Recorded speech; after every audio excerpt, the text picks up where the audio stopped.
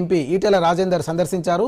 కొత్తగా నిర్మించిన రైల్వే స్టేషన్ను రైల్వే అధికారులతో కలిసి ఆయన పరిశీలించారు. ఈ సందర్భంగా ఈటెల మాట్లాడుతూ హైదరాబాద్ నగరంలో 3 అతిపెద్ద రైల్వే స్టేషన్లు సౌకర్యంగా లేకపోవడంతో ప్రధాని నరేంద్ర మోదీ ఈ చర్లపల్లి రైల్వే స్టేషన్ను అధునాతనంగా నిర్మించారని అన్నారు. రాష్ట్ర ప్రభుత్వం సహకరించకపోయినా కేంద్ర ప్రభుత్వం నిధులతో నిర్మించామని చెప్పారు.